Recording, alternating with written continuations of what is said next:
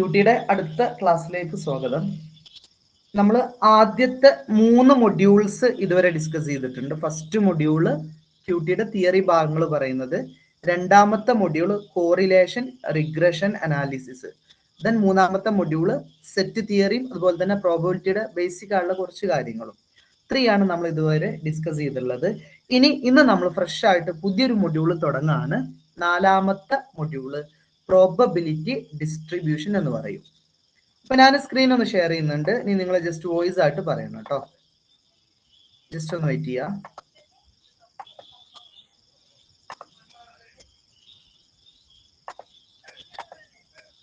Okay, എന്റെ സ്ക്രീനും അതുപോലെ തന്നെ വോയിസും ക്ലിയർ ആണോ? ഒന്ന് വോയിസിലൊന്ന് പറഞ്ഞാൽ ഓക്കെ ആണോ? സ്ക്രീനും അതുപോലെ തന്നെ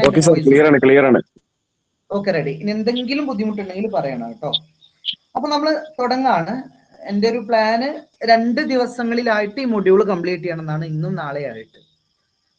കാരണം കുറച്ചധികം ഇതിൽ വരുന്നുണ്ട് കണ്ടന്റുകൾ. ഈ മൊഡ്യൂളിൽ നിന്ന് ഒരു എസ്സെ കമ്പൽസറി ആയിട്ട് ചോദിക്കാറുണ്ട്. അതുപോലെ തന്നെ 5 മാർക്കിന് ഒരു പ്രോബ്ലം ആയിട്ടും ഇതിൽ നിന്ന് വരാറുണ്ട്.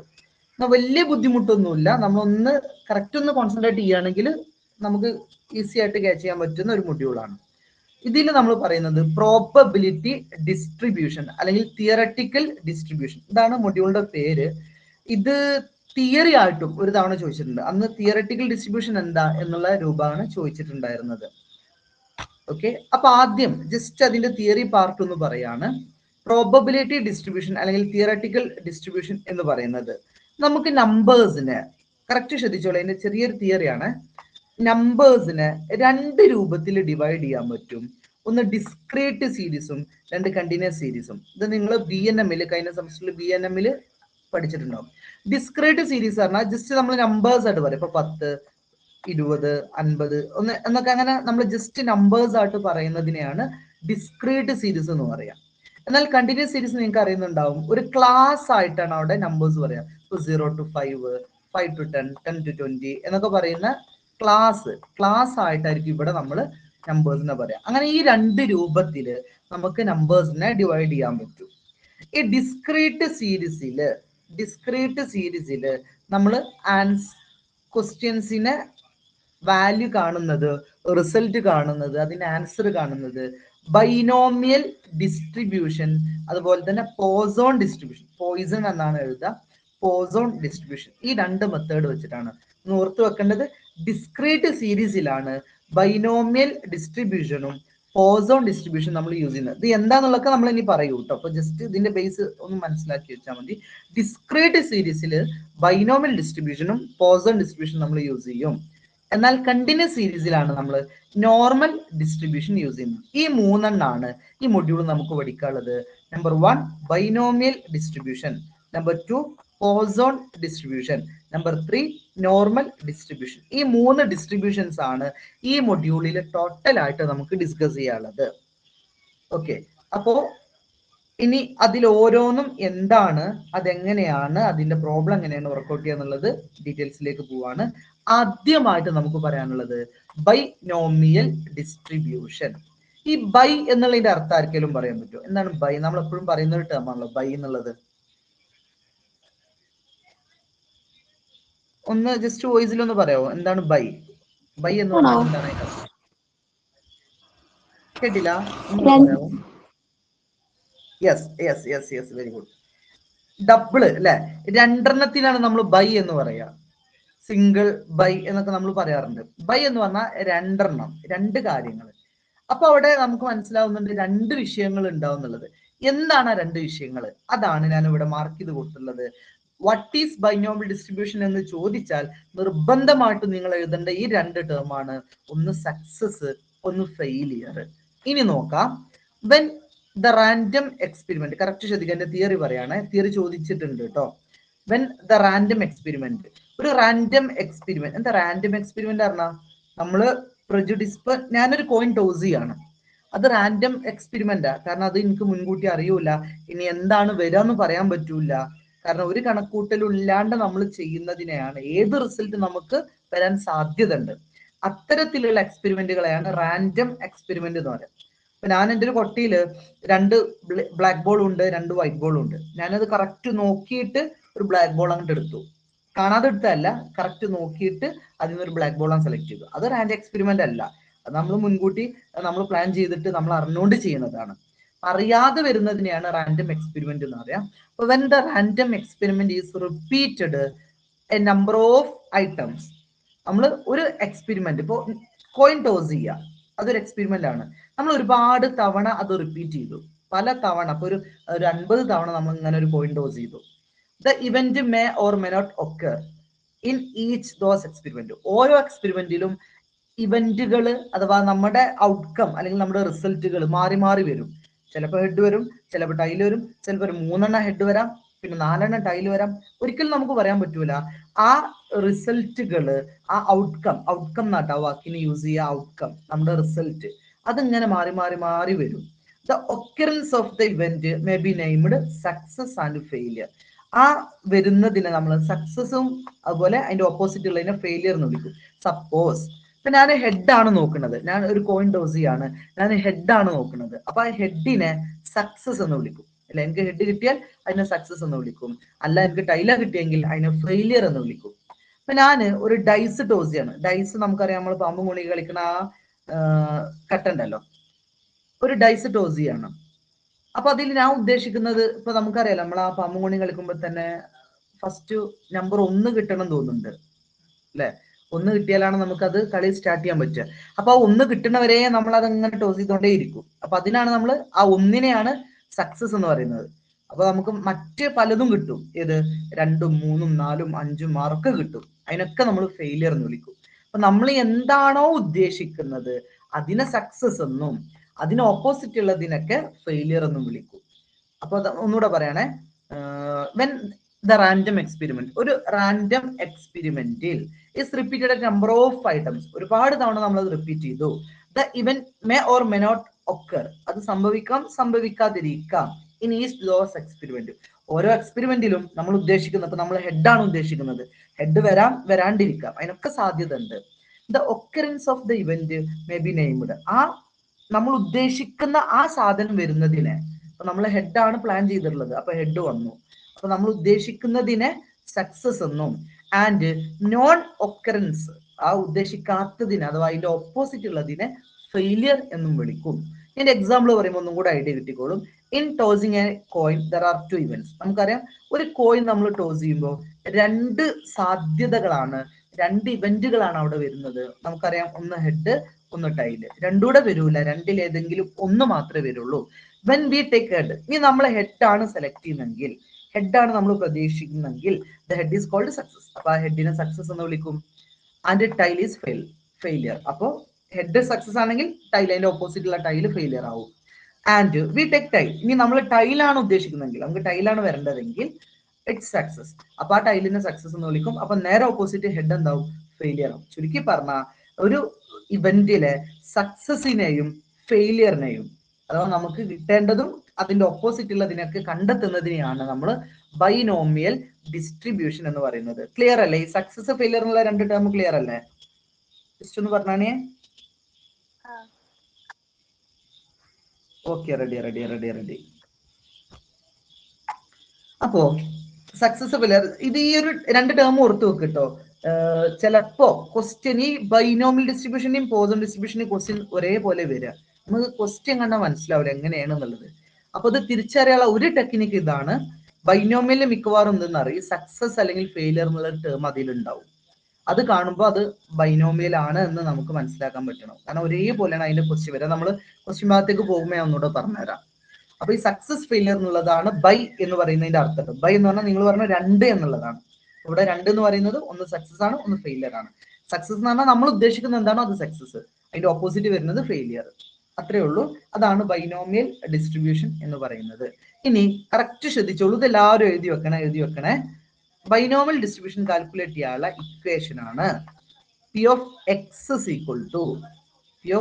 is equal to NCX into P raised to X into Q raised to N minus X. P of X is equal to NCX, ഇതേപോലെ എഴുതി വെക്കുക കേട്ടോ. NCX പിന്നെ ഇൻറ്റു, അവിടെ ചിഹ്നം ഇട്ടിട്ടില്ല, അതിന്റെ അർത്ഥം ഇൻറ്റു എന്നാണ് കേട്ടോ. P raised to X into Q raised to N minus X. എല്ലാവരും എഴുതി വെക്ക്. നമുക്കിത് വെച്ചിട്ടാണ് ഇനി പ്രോബ്ലംസ് വർക്ക്ഔട്ട് ചെയ്യാനുള്ളത്. അതിൽ n എന്ന് പറയുന്നത് നമ്പർ അല്ലെ, n എപ്പോഴും നമ്മൾ നമ്പറിനാണ് ഡിനോട്ട് ചെയ്യുന്നത്, n എന്ന് പറഞ്ഞാൽ നമ്പർ ആണ്. p എന്ന് പറയുന്നത് പ്രത്യേകം ഒന്ന് എഴുതി വെക്കേ, പ്രോബബിലിറ്റി ഓഫ് ഗെറ്റിംഗ് 1, ഒന്ന് കിട്ടാനുള്ള സാധ്യത, ഒരെണ്ണം കിട്ടാനുള്ള സാധ്യതയാണ് p എന്ന് പറയുന്നത്. പ്രോബബിലിറ്റി ഓഫ് ഗെറ്റിംഗ് 1 പ്രത്യേകം നോട്ട് ചെയ്ത് നോക്കണേ, ഒരെണ്ണം കിട്ടാനുള്ള സാധ്യത. സപ്പോസ് ഞാൻ നിങ്ങളോട് ഒരു ക്വസ്റ്റ്യൻ പറയാണ്, ഞാനൊരു കോയിൻ ഒരു 100 വട്ടം ടോസ് ചെയ്തു, ഒരു കോയിൻ 100 വട്ടം ടോസ് ചെയ്തു, അപ്പോൾ അതിൽ 25 ഹെഡ് കിട്ടാനുള്ള സാധ്യത. ഇങ്ങനെയാണ് ഇതിൽ ക്വസ്റ്റ്യൻ വരാം. ഒരു കോയിൻ 100 തവണ ടോസ് ചെയ്തു, അതിൽ 25 ഹെഡ് കിട്ടാനുള്ള സാധ്യത എത്ര? ചോദ്യം ഒന്നും കൂടെ ശ്രദ്ധിച്ചോളി. ഒരു കോയിൻ 100 തവണ ഞാൻ ടോസ് ചെയ്തു, 100 തവണ ഞാൻ ടോസ് ചെയ്തു, അതിൽ 25 ഹെഡ് കിട്ടാനുള്ള സാധ്യത എത്ര? ഇതാണ് എന്റെ ചോദ്യം കേട്ടോ. 25 ഹെഡാണ് എനിക്ക് കിട്ടേണ്ടത്. ഒന്നുകൂടെ റിപ്പീറ്റ് ചെയ്യണേ. ഒരു കോയിൻ 100 തവണ ഞാൻ ടോസ് ചെയ്തു, അതിൽ 25 ഹെഡ് കിട്ടാനുള്ള സാധ്യത എത്ര? ഇതിന് ഞാൻ ഓരോന്ന് വേർതിരിച്ചു പറയാണ്. ഈ എക്സ് ഉണ്ടല്ലോ, ശ്രദ്ധിച്ചോളി, നമ്മൾ ഇക്വേഷനില് പി ഓഫ് എക്സ് ഉണ്ടല്ലോ, എന്താണോ നമ്മളോട് ചോദിച്ചിട്ടുള്ളത് അതാണ് ഇവിടെ എക്സ് എന്ന് പറയുന്നത്. ഞാൻ ചോദിക്കട്ടെ, ഇവിടെ ചോദ്യം എന്താ? എത്ര എണ്ണം എന്നാ ചോദിച്ചിട്ടുള്ളത്? ക്വസ്റ്റ്യൻ നമ്മൾ കണ്ടെത്തേണ്ട എന്താ ഒന്ന് പറയാവോ? 25 ഹെഡ് കിട്ടാനുള്ള സാധ്യത. ആ 25 ആണ് എക്സ് അറിയുന്നത്. കണ്ട, എക്സ് ഉള്ളിടത്തൊക്കെ ഞാൻ 25 എഴുതാണേ. ഇവിടെ 25 എഴുതി, ഇവിടെ സി എക്സ് എന്നുള്ളിടത്ത് 25 എഴുതി, പി റൈസ് ടു എക്സ് എന്നുള്ളിടത്തും 25 എഴുതി. കണ്ടാ, എക്സ് എക്സ് എന്ന് പറഞ്ഞാൽ എന്താണ് ക്വസ്റ്റ്യൻ ചോദിച്ചത് അതാണ് എക്സ് അറിയുന്നത് കേട്ടോ. ഇവിടെ n മൈനസ് എക്സ്, ഇവിടെയും ഞാൻ 25 എന്ന് എഴുതി. Okay, ready. അപ്പൊ എക്സിന്റെ കഴിഞ്ഞു. അപ്പൊ എന്താണോ ക്വസ്റ്റ്യൻ ചോദിക്കുന്നത് അതാണ് എക്സ്. ഇനി അടുത്തത് n എന്ന് പറഞ്ഞാൽ നമ്പർ ആണ്. നമ്പർ ടോട്ടൽ എത്ര തവണ ഞാൻ കോയിൻ ടോസ് ചെയ്തിട്ടുണ്ട് എന്ന് പറഞ്ഞാണ്? 100. അതാണ് n. n പറഞ്ഞാൽ ടോട്ടൽ നമ്പർ. അപ്പൊ n ഉള്ളിടത്തൊക്കെ ഞാൻ ഇവിടെ 100 എന്ന് എഴുതാണേ. 100 എഴുതി. പിന്നെ ഇവിടെ ഒരു n കൂടെ വരുന്നുണ്ട്, അവിടെ ഞാൻ 100 എഴുതി. ഇനി നമുക്ക് ബാക്കിയുള്ളത് പിയും ക്യൂ ആണ് അല്ലെ. ബാക്കിയൊക്കെ നമ്മൾ എഴുതി. സി എന്നുള്ളത് വരൂല കേട്ടോ, അത് നമ്മൾ കഴിഞ്ഞ ക്ലാസ്സിൽ പറഞ്ഞിട്ട് കോമ്പിനേഷൻ എന്ന് പറഞ്ഞിട്ടുണ്ട്, അത് അവിടെ നിന്നോട്ട് ഇപ്പൊ വരൂല, അവിടെ ഒന്നും എഴുതൂല. പി എന്നുള്ളടത്ത് 1 വരാനുള്ള സാധ്യതയാണ് അല്ലെ. കറക്റ്റ് ശ്രദ്ധിച്ചോളി. പി എന്ന് പറഞ്ഞാൽ പ്രോബബിലിറ്റി താഴെ നോക്കിയേ ഓഫ് ഗെറ്റിംഗ് 1 കിട്ടാനുള്ള സാധ്യത. ഞാൻ ചോദിക്കട്ടെ, ഇവിടെ നമ്മളോട് എന്ത് കിട്ടാനാണ് ചോദ്യം? എന്താണ്? എന്ത് കിട്ടുന്നതിനെ കുറിച്ചാണ് ചോദിച്ചിട്ടുള്ളത്? എന്തിനെ കുറിച്ചാണ് ചോദിച്ചിട്ടുള്ളത്? ഹെഡ് കിട്ടുക അല്ലെ. ആ 25, 30 ഒന്നും നിങ്ങൾ നോക്കണ്ട, ഹെഡ് കിട്ടുന്നതിനെ കുറിച്ചാണ് ചോദിച്ചിട്ടുള്ളത്. അപ്പൊ എന്റെ ചോദ്യം ഞാൻ വീണ്ടും നിങ്ങളോട് ചോദിക്കാണ്, ഒരു കോയിൻ അല്ലെ, ഒന്ന് കിട്ടാനുള്ള സാധ്യതയാണ് പി എന്ന് പറയുന്നത്. ഒരു കോയിൻ ടോസ് ചെയ്താൽ ഹെഡ് കിട്ടാനുള്ള സാധ്യത എത്ര? ഒരു കോയിൻ ടോസ് ചെയ്താൽ ഒരു ഹെഡ് കിട്ടാനുള്ള സാധ്യത എത്ര? 1/2. അതിൽ കൺഫ്യൂഷൻ ഒന്നുമില്ല. അപ്പൊ പി എന്ന് പറഞ്ഞാൽ അതാണ്, ഒന്നിന്റെ കണക്കാണ് പി എന്ന് പറയുന്നത്. 1/2 ഒന്നിന്റെ കണക്കാണ് പി എന്ന് പറയുന്നത്. ഇനി താഴെ നോക്കിയേ, ക്യൂ എന്ന് പറയുന്നത് പിയിൽ നിന്ന് ഒന്ന് കുറച്ചത്. ക്യൂ എന്ന് പറയുന്നത് പിയിൽ നിന്ന് ഒന്ന് കുറച്ച്. ഞാൻ ചോദിക്കട്ടെ, പി 1/2 ആണെങ്കിൽ ക്യൂ എത്ര കാരം? അഥവാ ഒന്നിൽ നിന്ന് അര കുറച്ചത് 1/2. യെസ്, ക്യൂ എന്താണ്? 1/2 ആണ്. അത് കറക്റ്റ് ശ്രദ്ധിക്കുക. ഈ പിയും ക്യൂവും ഞാൻ ചോദിക്കട്ടെ, കറക്റ്റ് ശ്രദ്ധിച്ച് പറയണേ. പി സപ്പോസ് 0.7 ആണെങ്കിൽ ക്യൂ എത്ര വരും? ഒന്നിൽ നിന്ന് ആ 0.7 കുറക്കുക, അതിന്റെ ബാക്കിയിലെ ഒന്നിലേക്ക്, 1 പറഞ്ഞാൽ 10 1 തന്നെയാണല്ലോ, 0.3 ആണ്. കറക്റ്റ് ശ്രദ്ധിക്കുക. ഈ ഒരൊറ്റ ലോജിക്ക് മതി കേട്ടോ, സിമ്പിൾ ആണ്. അപ്പോ പി കിട്ടിക്കഴിഞ്ഞാൽ ക്യൂ കിട്ടും. നേരെ തിരിച്ചു പോകാൻ തന്നെ കേട്ടോ. ഇപ്പൊ സപ്പോസ് ഞങ്ങളോട് ചോദിക്കാണ്, ശ്രദ്ധിച്ചോളിട്ട് നമ്മുടെ എഴുതുന്ന കറക്റ്റ് നോക്കിയേ. ക്യൂ എന്ന് പറയുന്നത് 0.8 ആണെങ്കിൽ ക്യൂ ട്ടോ, ക്യൂ എന്ന് പറയുന്നത് 0.8 ആണെങ്കിൽ പി എത്ര ഒന്ന് പറഞ്ഞാണേ? ക്യൂ 0.8 ആണ്. അങ്ങനെയാണെങ്കിൽ യെസ് 0.2 ആണ് പി എന്ന് പറയുന്നത്. ചുരുക്കി പറഞ്ഞാൽ പിയും ക്യൂവും കൂടെ കൂട്ടിയാൽ 1 കിട്ടണം. അപ്പൊ ഏതെങ്കിലും 1 കിട്ടിയാൽ നമുക്ക് എന്ത് ചെയ്യാം? അതിന് മറ്റേത് കണ്ടെത്താൻ പറ്റും. അങ്ങനെയാണെങ്കിൽ എന്റെ ചോദ്യം കറക്റ്റ് ശ്രദ്ധിച്ചോളിയെ. പിയും ക്യൂ ഒന്ന് ക്ലിയർ ചെയ്യാൻ വേണ്ടിയിട്ടാണ്. ഒരു ക്വസ്റ്റ്യനില് പി പറയാണ്, ആ ഒരു ഐഡിയ കിട്ടണം കേട്ടോ. പി 2/5 5 ആണെങ്കിൽ, ശരിക്കും ശ്രദ്ധിക്കണേ, 2/5 ആണെങ്കിൽ 2/5 ആണ്. അങ്ങനെ ഭിന്നസംഖ്യ ആയിട്ടും തരാം. അപ്പൊ ക്യൂ എത്ര? ആർക്കാ പറയാൻ പറ്റുക? 3/5 ആണോ? 3/5 ആണ്. യെസ്. അത് നോക്കട്ടോ, ആ ഒരു ഐഡിയ നോക്കിയേ. 5ല് 2 ഭാഗം പോയില്ലേ? 5 ടോട്ടൽ, അതല്ലേ താഴെ എഴുതിക്കണം. 5ല് 2 ഭാഗം പോയി. ഇനി 5ല് ബാക്കി എത്ര ഉണ്ട്? 5ല് 2 പോയാൽ ബാക്കി എത്ര ഉണ്ട്? നമ്മളടുത്ത് 5 മുട്ടായി ഉണ്ട്. 5 മുട്ടായിന്ന് 2 മുട്ടായി നമ്മൾ കൊടുത്ത്, ഇനി ബാക്കി എത്ര മുട്ടായി ഉണ്ട്? 3. യെസ്, ആ 3 ആണ് വരിക. 3/5. അപ്പൊ ഇങ്ങനെ ഭിന്നസംഖ്യ തന്നാലും നമുക്ക് അതിൽ നിന്ന് ക്യൂനെയും പീനെയും തിരഞ്ഞെടുക്കാൻ പറ്റണം കേട്ടോ. ഞാൻ വേറെ ചോദ്യം ചോദിക്കാണേ, കറക്റ്റ് നോക്കിക്കോളെ, ശ്രദ്ധിച്ചോട്ടോ. എന്റെ ചോദ്യം, പി എന്ന് പറയുന്നത് ഒരു 20, ശ്രദ്ധിച്ചോ, പി എന്ന് പറയുന്നത് 20/35 ആണ്. സപ്പോസ് 20/35 ആണ്. അപ്പൊ ക്യൂ പറയാൻ പറ്റുമോ? 50/35. യെസ്, 15/35. കണ്ട, 35ൽ 20 പോയി അല്ലെ? 35 മിഠായി ഉണ്ടായിരുന്നു, അതിൽ 20 നമ്മൾ കൊടുത്തു, ഇനി ബാക്കിയുള്ള 15 അപ്പൊ 15/35. അങ്ങനെയാണെങ്കിൽ അടുത്തൊരു ക്വസ്റ്റ്യൻ ശ്രദ്ധിച്ചോളെ, പിയും ക്യൂവും കാണാൻ വേണ്ടിയിട്ടാണ്. പി എന്ന് പറയുന്നത് കറക്റ്റ് നോക്കുക, 12/P എന്ന് പറയുന്നത് 12/20 ആണെങ്കിൽ ക്യൂ എത്ര കിട്ടും? പറഞ്ഞോളൂ. P, yes yes, very good, 8/20. 8/20. 20. അപ്പൊ ഇങ്ങനെയാണ് പിയും ക്യൂവും കണ്ടെത്തുന്നത് കേട്ടോ. കറക്റ്റ് നോക്കണേ. അപ്പൊ ഏതെങ്കിലും ഒന്ന് തന്നെ എന്ത് ചെയ്യാം, അതിൽ നിന്ന് നമുക്ക് മറ്റേ വാല്യൂ കണ്ടെത്താൻ പറ്റും. ഇനി നമ്മൾ പ്രോബ്ലത്തിലേക്ക് പോവാണ്. അപ്പോൾ എല്ലാവരും കറക്റ്റ് ശ്രദ്ധിക്കണേ. ഈ ഇക്വേഷൻ എല്ലാവരും എഴുതി വെച്ചില്ലേ? ഇക്വേഷൻ എഴുതി വെച്ചല്ലോ അല്ലെ? Okay, ready. എന്നാ ബൈനോമിയൽ ഡിസ്ട്രിബ്യൂഷന്റെ പ്രോബ്ലം പാർട്ടിലേക്ക് മാറുകയാണ്. അതിനു മുമ്പ് ഇതിന്റെ തിയറി ഇച്ചിരി കൂടെ നോക്കണേ. 1-2 തവണ ഇത് ചോദിച്ചിട്ടുണ്ട് ഇതിന്റെ തിയറിയിൽ. സപ്പോസ് 5 മാർക്കിനൊക്കെ വാട്ട് ഈസ് ബൈനോമിയൽ ഡിസ്ട്രിബ്യൂഷൻ ചോദിക്കുകയാണെങ്കിൽ നമ്മൾ വെറും ആ ഡെഫിനിഷനും ഇക്വേഷനും മാത്രം എഴുതിയാൽ പോരാ, അതിനൊപ്പം അതിന്റെ ഫീച്ചേഴ്സും കൂടെ അതിൽ ആഡ് ചെയ്യണം കേട്ടോ. 2 മാർക്കിനാണെങ്കിൽ ജസ്റ്റ് എന്താണ് ബൈനോമിയൽ ഡിസ്ട്രിബ്യൂഷൻ, ആ സക്സസ് ഫെയിലിയർ എന്നുള്ള വാക്ക് വരുന്ന ഒരു ടേം എഴുതുക, പിന്നെ അതിന്റെ ഇക്വേഷനും കൂടെ എഴുതി വെക്കുക. 2 മാർക്കിന് അത് മതി. ഇതേ ക്വസ്റ്റ്യൻ 5 മാർക്കിന് വാട്ട് ഈസ് ബൈനോമിയൽ ഡിസ്ട്രിബ്യൂഷൻ എന്ന് ചോദിക്കുകയാണെങ്കിൽ അതിനൊപ്പം ഇതും കൂടെ ആഡ് ചെയ്യണം, അതിന്റെ പ്രോപ്പർട്ടീസ് അല്ലെങ്കിൽ ഫീച്ചേഴ്സ് അല്ലെങ്കിൽ ക്യാരക്ടറിസ്റ്റിക്സ്. നോക്കാം. ബൈനോമിയൽ ഡിസ്ട്രിബ്യൂഷൻ അത് നമ്മൾ ആദ്യം പറഞ്ഞിട്ട് ഡിസ്ക്രീറ്റ് പ്രോബബിലിറ്റി ഡിസ്ട്രിബ്യൂഷൻ, ഡിസ്ക്രീറ്റ് സീരീസിലാണ് ബൈനോമിയൽ ഡിസ്ട്രിബ്യൂഷൻ യൂസ് ചെയ്യുന്നത്. ഡിസ്ക്രീറ്റ് ആണ് നമ്പേഴ്സ്, 10, 50, 30, 40 ഇതൊക്കെ നമ്പേഴ്സ് ആണ് അല്ലെ? കണ്ടിന്യൂസ് സീരീസ് ആണെങ്കിലാണ് 10 to 20, 20 to 30, 30 to 40 അങ്ങനെ ക്ലാസ് ആയിട്ട് പറയുന്നതാണ് കണ്ടിന്യൂസ് സീരീസ്. അത് നമുക്ക് പിന്നെ പറയാം. ഇപ്പൊ ബൈനോമിയൽ ഡിസ്ട്രിബ്യൂഷൻ യൂസ് ചെയ്യുന്നത് ഡിസ്ക്രീറ്റ് സീരീസിലാണ്. രണ്ടാമത് ഇത് നിങ്ങളൊന്ന് നോട്ട് ചെയ്യണേ, mean of binomial distribution NP ആണ്. ബൈനോമിയൽ ഡിസ്ട്രിബ്യൂഷന്റെ മീൻ എന്ന് പറയുന്നത് N into P, NP ആണ്. ബൈനോമിയൽ ഡിസ്ട്രിബ്യൂഷന്റെ മീൻ എന്ന് പറയുന്നത് NP ആണ്. അത് എഴുതി വെക്കണം കേട്ടോ.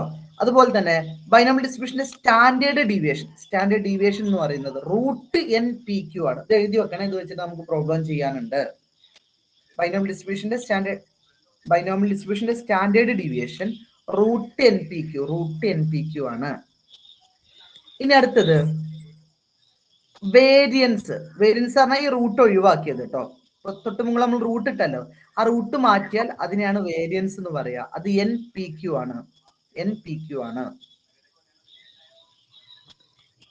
ഇനി ലാസ്റ്റ് പറയാണ്, binomial distribution has 1 or more modal values, ഒന്നിലധികമോ വാല്യൂസ് അതിനുണ്ടാവാം.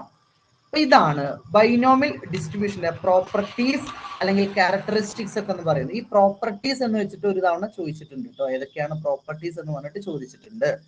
അപ്പൊ ഇതൊന്ന് പ്രത്യേകം നോട്ട് ചെയ്ത് വെക്കുക. Then next, applications of binomial distribution.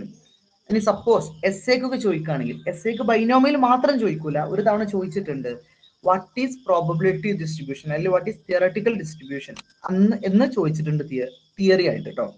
അപ്പൊ അതില് ഇപ്പൊ നമ്മൾ പഠിച്ചുകൊണ്ടിരിക്കുന്ന ബൈനോമിയൽ ഡിസ്ട്രിബ്യൂഷൻ പറയണം, ഇനി വരാൻ പോകുന്ന പോസൺ ഡിസ്ട്രിബ്യൂഷൻ പറയണം, തൊട്ടടുത്ത് പഠിക്കുന്ന നോർമൽ, ഇത് മൂന്നും പറയണം. അപ്പോൾ അങ്ങനെ എസ്സേക്കൊക്കെ ചോദിക്കുകയാണെങ്കിൽ നമ്മൾ ബൈനോമിയൽ ഡിസ്ട്രിബ്യൂഷൻ എന്താന്ന് പറയാ, നമ്മൾ തൊട്ട് മുമ്പ് പറഞ്ഞ അതിന്റെ ക്യാരക്ടറിസ്റ്റിക്സ് പറയാ, അതോടൊപ്പം തന്നെ അതിന്റെ അപ്ലിക്കേഷൻസും കൂടെ അതിൽ ആഡ് ചെയ്യാം. പിന്നെ ഇത് ഒരു തവണയായിട്ട് ചോദിച്ചിട്ടുണ്ട് എക്സാമിന്. ബൈനോമിയൽ ഡിസ്ട്രിബ്യൂഷൻ നമ്മൾ എവിടൊക്കെയാണ് യൂസ് ചെയ്യുന്നത്, എവിടൊക്കെയാണ് അത് അപ്ലൈ ചെയ്യുന്നത്. ഇത് ചുമ്മാ ജസ്റ്റ് വായിക്കാനേ ഉള്ളൂ.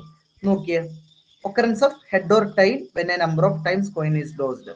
ഓൾറെഡി നമ്മൾ പറഞ്ഞിട്ടുണ്ട്, കോയിന് ഒരുപാട് തവണ ടോസ് ചെയ്താൽ ഹെഡ് ആണോ ടൈൽ ആണോ എന്ന് തിരിച്ചറിയാം. അതിന്റെ ഒരു ചോദ്യമാണ് ഞാൻ നേരത്തെ ഉദാഹരണം പറഞ്ഞത്. അപ്പൊ 100 തവണ ഒരു കോയിൻ ടോസ് ചെയ്താൽ അതിൽ 25 ഹെഡ് വരാനുള്ള സാധ്യത. ഇതൊക്കെ ബൈനോമിയൽ ഡിസ്ട്രിബ്യൂഷനിൽ നമ്മൾ യൂസ് ചെയ്യുന്ന ക്വസ്റ്റ്യൻസ് ആണ്. അപ്പൊ ഒരുപാട് തവണ കോയിൻ ടോസ് ചെയ്താൽ അതിൽ ഹെഡ് ടൈൽ എന്നത് കണ്ടെത്താൻ നമ്മൾ ബൈനോമിയൽ ഡിസ്ട്രിബ്യൂഷൻ യൂസ് ചെയ്യാറുണ്ട്. Then occurrence of odd point or even point when number of times die is thrown. അല്ലെ, അപ്പൊ നമ്മൾ ഡൈസ് അറിയാലോ, നമ്മൾ ആ പാമ്പും കൊണ്ടി കളിക്കുന്ന കട്ട, അത് ടോസ് ചെയ്തു. അപ്പൊ ഡൈസ് ടോസ് ചെയ്തു, അപ്പൊ അതില് ഈവൻ പോയിന്റ്, ഈവൻ നമ്പർ 135 അല്ലെ, സോറി ഈവൻ നമ്പർ അല്ല 246, ഓഡ് നമ്പർ പറഞ്ഞാല് 135.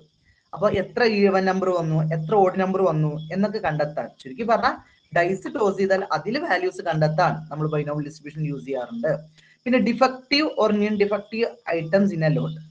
ഇപ്പൊ നമ്മൾ ഇപ്പൊ ഒരു മെഷീനറി, ഒരു മെഷീൻസ് ഉണ്ടാക്കുന്ന ഒരുപാട് സാധനങ്ങൾ, അതിൽ എത്ര എണ്ണം ഡിഫക്റ്റീവ് ആണ്, ഡിഫക്റ്റീവ് മീൻസ് എത്ര എണ്ണം കേടുവന്നതാണ്, അല്ലെങ്കിൽ എത്ര എണ്ണം നോൺ ഡിഫക്റ്റീവ് ആണ് എന്ന് കണ്ടെത്താൻ നമ്മൾ ബൈനോമിയൽ ഡിസ്ട്രിബ്യൂഷൻ യൂസ് ചെയ്യും. ഇപ്പൊ നമ്മൾ പറഞ്ഞുകൊണ്ടിരിക്കുന്നത് എവിടൊക്കെ നമുക്ക് ബൈനോമിയൽ ഡിസ്ട്രിബ്യൂഷൻസ് യൂസ് ചെയ്യാൻ പറ്റും, അതിന്റെ പ്രാക്ടിക്കൽ അപ്ലിക്കേഷൻസ് ആണ് പറഞ്ഞുകൊണ്ടിരിക്കുന്നത്. പിന്നെ സക്സസ് ഓർ ഫെയിലിയർ, ഈ ടേം നമ്മൾ ഓൾറെഡി പഠിച്ചിട്ടുണ്ട്. ഇൻ ആൻ എക്സ്പെരിമെന്റ്, ഒരു എക്സ്പെരിമെന്റിൽ സക്സസ് ആവുമോ, എത്രത്തോളം സക്സസ് ആവും അല്ലെങ്കിൽ എത്രത്തോളം ഫെയിലിയർ ആവും എന്ന് കണ്ടെത്താൻ BD യൂസ് ചെയ്യാറുണ്ട്. പിന്നെ vegetarian and non vegetarian in a given population. നമുക്കൊരു പോപ്പുലേഷൻ തന്നു, ഇപ്പൊ ഒന്നും വേണ്ട ഈ ക്ലാസ്സിൽ തന്നെ എത്ര പേര് വെജ് ഉണ്ട്, എത്ര പേര് നോൺ വെജ് ഉണ്ട് എന്നൊക്കെ നമുക്ക് എന്ത് ചെയ്യാം, ബൈനോമിയൽ ഡിസ്ട്രിബ്യൂഷൻ വെച്ചിട്ട് കാണാൻ പറ്റും. അപ്പൊ തൽക്കാലം നമ്മൾ ടൈം ഇല്ലാത്തതുകൊണ്ട് ചെയ്യുന്നില്ല. അടുത്തത് arrival or non arrival of a customer.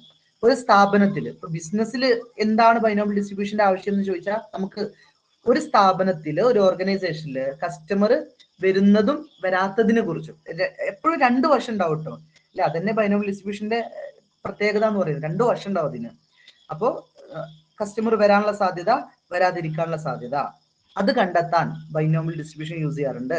പിന്നെ infected or non infected by particular disease, ഏതെങ്കിലും അസുഖം ഇൻഫെക്ട് ചെയ്യാനുള്ള സാധ്യത, അതുപോലെ നോട്ട് ഇൻഫെക്റ്റ്, ഇപ്പൊ കൊറോണ വരാനുള്ള സാധ്യത, വരാതിരിക്കാനുള്ള സാധ്യത, അല്ലെ. അപ്പൊ അങ്ങനെ ഏതെങ്കിലും ഡിസീസസ് ഇൻഫെക്ട് ചെയ്യുക മീൻസ് അത് അസുഖം ഉണ്ടാവാനും ഉണ്ടാവാതെ ഇരിക്കാനുള്ള സാധ്യതയെ കണ്ടെത്താൻ ബൈനോമിയൽ ഡിസ്ട്രിബ്യൂഷൻ യൂസ് ചെയ്യാറുണ്ട്.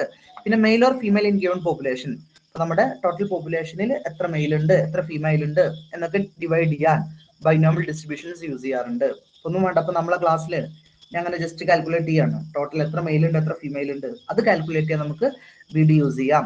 പിന്നെ literate or illiterate persons in a given community, നമുക്ക് തന്നുള്ള ഒരു പോപ്പുലേഷനിൽ, ഒരു സമൂഹത്തില്, ഒരു വലിയൊരു ടീമില് എത്ര പേര് ലിറ്ററേറ്റ് മീൻസ് വിദ്യാഭ്യാസം ഉള്ളവരുണ്ട്, വിദ്യാഭ്യാസം ഇല്ലാത്തവരുണ്ട് എന്ന് കണ്ടെത്താൻ BD യൂസ് ചെയ്യാറുണ്ട്.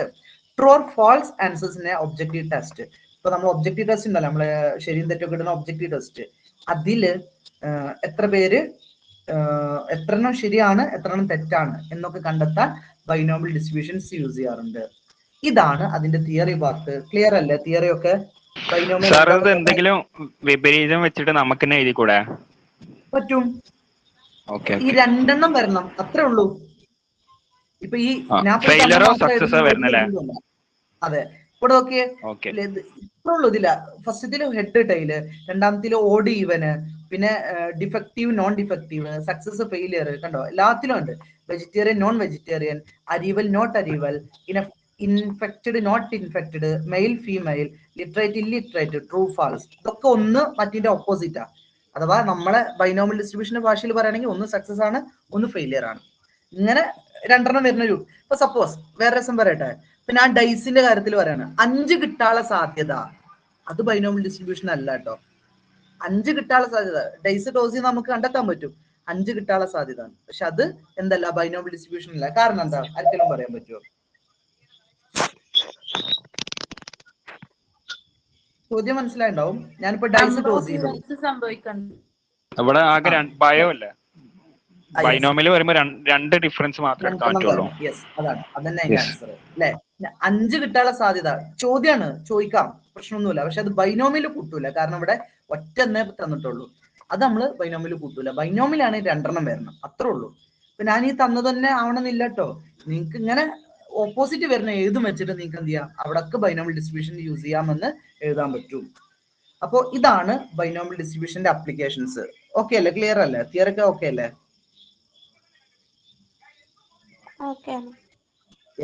എന്നാ ഇനി നമ്മൾ റെയിൻ ഓർ സണ്ണി ഡേ അങ്ങനെ എഴുതാൻ പറ്റൂലേ? പറ്റും. ഇപ്പോഴത്തെ റീസെന്റ് ആയിട്ട് നമുക്ക് അതൊക്കെ ആഡ് ചെയ്യാൻ പറ്റും. അതെ, അത് ഒന്നിന്റെ ഓപ്പോസിറ്റ് മറ്റേതാണ്, അത്രേ ഉള്ളൂ. ആ ഒരു കണ്ടീഷനേ ഉള്ളൂ. നിങ്ങൾക്ക് ഏതും ഇതിലേക്ക് ആഡ് ചെയ്യാം. ഓക്കെ, അപ്പൊ നമ്മള് ലോഗരിതം ടേബിൾ നിങ്ങളോട് എടുക്കാൻ പറഞ്ഞിട്ടുണ്ടായിരുന്നു.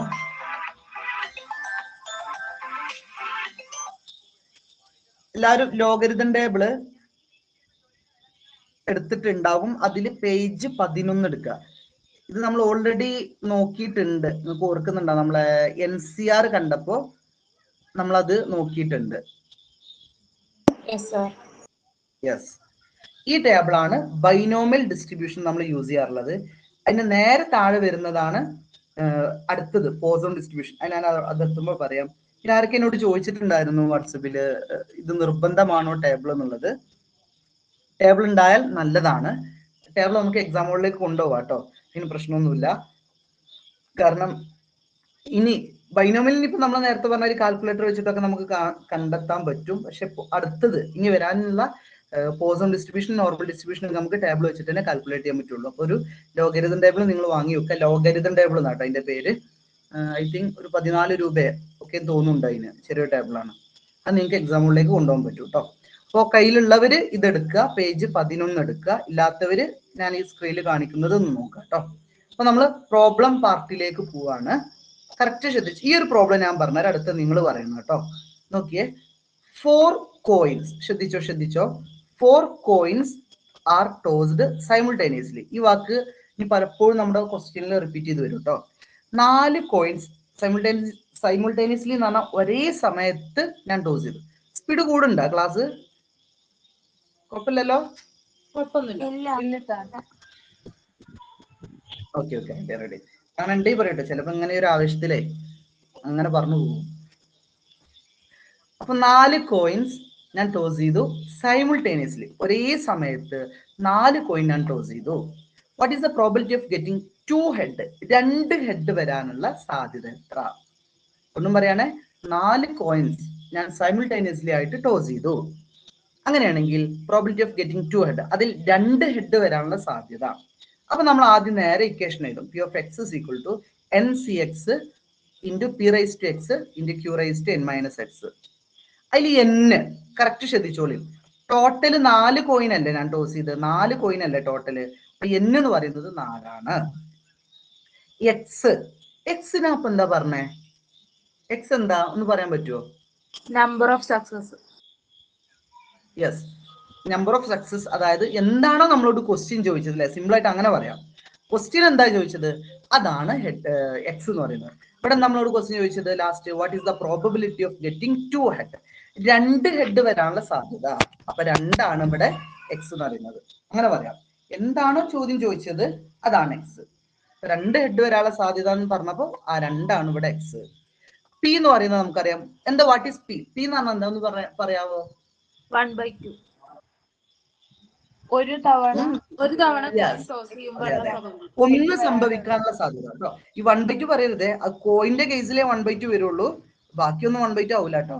ഇവിടെ കോയിൻ ആയതുകൊണ്ട് നമുക്കറിയാം ഒരു കോയിൻ ടോസ് ചെയ്താൽ ഒരു ഹെഡ് വരാനുള്ള സാധ്യത 1/2 ആണ്. അപ്പൊ ഒന്നിന്റെ കണക്കിനെയാണ് പി എന്ന് പറയുന്നത്. പി കിട്ടിക്കഴിഞ്ഞാൽ പിന്നെ ക്യൂ നമുക്ക് സിമ്പിൾ ആയിട്ട് കിട്ടും. 1ൽ നിന്ന് പി കുറച്ചതാണ്. അതായത് 1ൽ നിന്ന് ഇവിടെ പി എന്ന് പറയുന്നത് ഹാഫ് ആണ്, ഹാഫ് കുറച്ചപ്പോ ക്യൂവും 1/2 കിട്ടി. അപ്പൊ വാല്യൂസ് ഒക്കെ കിട്ടി. ഇനി നമ്മൾ ഇക്വേഷനിൽ അപ്ലൈ ചെയ്യാണ്. കറക്റ്റ് ശ്രദ്ധിച്ചോളിയും. ഒന്ന്, ഫസ്റ്റ് നമ്മൾ NCx ഇക്വേഷൻ നോക്കുക. NCx ഞാൻ കൊടുക്കുകയാണെ. n എന്നുള്ളടത്ത് 4 എന്ന് കൊടുത്തു, c എന്നുള്ളടത്ത് CN കൊടുത്തു, കോമ്പിനേഷൻ ആണ്. x എന്നുള്ളടത്ത് 2 എന്ന് കൊടുത്തു. NCx ഇൻറ്റു, ഇത് ഇൻറ്റു ആണ് കേട്ടോ. NCx into P raised to x. P നമുക്കറിയാം 1/2 ആണ്. റേസ് ടു x, x ഉള്ളിടത്ത് 2 എന്ന് കൊടുത്തു. അപ്പൊ 1/2 raise to 2 into q raise to ക്യൂന്നും ഇവിടെ 1/2 ആണ് ക്യൂ 1/2 റേസ് ടു ഇതാ n മൈനസ് എക്സ് ആണ് n മൈനസ് എക്സ് ആണ് ഒന്ന് നമുക്കറിയാം 4 മൈനസ് എക്സ് പറയുന്നത് 2 4 മൈനസ് 2 എന്ന് എഴുതി. ഇനി 4c2 ഇതിന്റെ ആൻസർ കണ്ടെത്തുന്ന നോക്കിക്കോളി. 4c2 എല്ലാവരും ടേബിൾ നോക്കിയേ. 4c2യുടെ വാല്യൂ എന്ന് പറയാൻ പറ്റുമോ ആർക്കെങ്കിലും? 4c2 ടേബിൾ ഇവിടെ ഉണ്ട്. 6. യെസ്, നമുക്കറിയാം എന്നിൽ 4 എടുക്കും, എന്നിൽ 4 എടുക്കും, പിന്നെ ഇങ്ങനെ വരച്ചാൽ c2 ഉണ്ടാവും. ഇവിടെയാണ് c2, nc2. അപ്പോൾ 4ൽ c2 എടുത്താൽ നമുക്ക് ഫൈനൽ ആൻസർ കിട്ടുന്നത് 6 ആണ്. അപ്പോൾ ഇവിടെ എഴുതി 6. 4c2 പറയുന്നത് 6 ഇൻറ്റു ഇനി 1/2 റേസ് ടു 2. ശ്രദ്ധിച്ചോ, 1 ആണെങ്കിൽ പിന്നെ സിമ്പിൾ ആണ്. 1/2 റേസ് ടു 2 പറയുന്നത് എന്താ അറിയോ? 1/2 ഇൻറ്റു 1/2 അല്ലെ? റേസ് ടു പറയുന്നത് 1/2 ഇൻറ്റു 1/2 ഈക്വൽ ടു ഭിന്നസംഖ്യകൾ ഗുണിക്കുകയാണെങ്കിൽ സിമ്പിൾ ആണ്, നേരെ ഗുണിക്കുക. 1 ഇൻറ്റു 1 ആൻസർ 1. അതേപോലെ ഇതും നേരെ ഗുണിക്കുക. 2 ഇൻറ്റു 2 4. ഇങ്ങനെയാണ് കേട്ടോ 1/2 റേസ് ടു 2 കാണാം. അല്ലെങ്കിൽ വേറെ മെത്തേഡ്, ഇനിയിപ്പോ 1/2 റേസ് ടു 3 ആണെങ്കിലോ? അപ്പൊ വീണ്ടും ഇവിടെ 1/2 ചെയ്താ 1/2 റേസ് ടു 3 ആണെന്ന് വെച്ചോളി സപ്പോസ്. അപ്പൊ 1/2 ഇൻറ്റു 1/2 ഇൻറ്റു 1/2 മുകളിൽ 1 ഇൻറ്റു 1 ഇൻറ്റു 1 1 തന്നെ, താഴെ 2 ഇൻറ്റു 2 ഇൻറ്റു 2 2 ഇൻറ്റു 2 4 4 ഇൻറ്റു 2 8 എന്ന് വരും. അങ്ങനെയാണ് വരിക കേട്ടോ. അപ്പൊ 1/2 റേസ് ടു 2 ഇവിടെ 1/2 റേസ് ടു 2 ആണ്. അപ്പൊ നമ്മളത് കാൽക്കുലേറ്റ് ചെയ്തു 1/4 എന്ന് കിട്ടി. 1/4 എന്ന് കിട്ടി. അപ്പൊ ഞാൻ എഴുതി ഇതാ 1/2 റേസ് ടു 2 എന്നുള്ളത് 4 എന്ന് 1/4 എന്ന് എഴുതി. 1/4 എന്ന് എഴുതി. ഇനി അടുത്തത് q എന്ന് പറയുന്നത് ഇവിടെ 1/2 ആണ്. ഇവിടെ 4ന്ന് 2 കുറച്ചാൽ ഇവിടെയും റേസ് ടു 2 എന്നാ വരിക അല്ലെ? 4ന്ന് 2 കുറക്കണം ആദ്യം. അപ്പൊ റേസ് ടു 2 എന്നാ വരിക. അപ്പൊ 1/2 റേസ് ടു 2 ഇവിടെ അത് തന്നെയാണ്. അതുകൊണ്ട് ഇവിടെ നമുക്ക് 1/4 എന്ന് കിട്ടും. 1/4 എന്ന് കിട്ടും. അപ്പൊ 6 ഇൻറ്റു 1/4 ഇൻറ്റു 1/4 അതെങ്ങനെ കാണുക നോക്കിയേ. 6 ഇൻറ്റു 1 ഇൻറ്റു 1 നേരെ മുകൾക്ക് കണ്ട് ഗുണിക്കുക. 6നെയും മുകൾക്ക് തന്നെ ഇടുക. 6 ഇൻറ്റു 1 ഇൻറ്റു 1 6 ഡിവൈഡഡ് ബൈ താഴെ 4 ഇൻറ്റു 4 16. ആൻസർ 6/16 ആണ്. ഇങ്ങനെയാണ് ആൻസർ കിട്ടിയിട്ട് 6/16. ഇതാണ് അതിന്റെ ഫൈനൽ ആൻസർ. ഇനി ഇതിൽ സംശയമുള്ളവരൊന്ന് പറഞ്ഞാണ്, ഈ കാൽക്കുലേഷനിൽ എവിടെയെങ്കിലും ഡൗട്ട് ഉണ്ടെങ്കിൽ പറയാ കേട്ടോ. സാറേ ഈ 6/16 3/8 ആക്കണമെന്ന് നിർബന്ധമുണ്ടോ?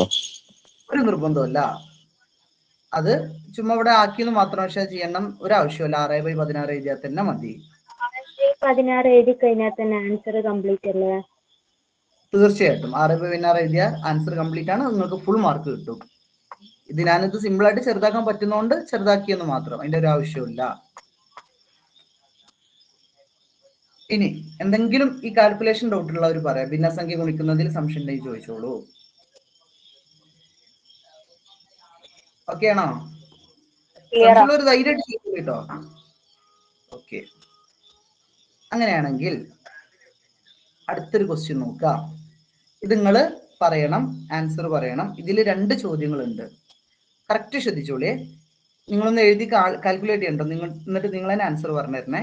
The probability that a batsman, ഇപ്പൊ സച്ചിൻ ആയിക്കോട്ടെ, Sachin scores a century in a cricket match. സച്ചിന് ഒരു ക്രിക്കറ്റ് മാച്ചിൽ സെഞ്ചുറി നേടാനുള്ള സാധ്യത 1/3 ആണ്.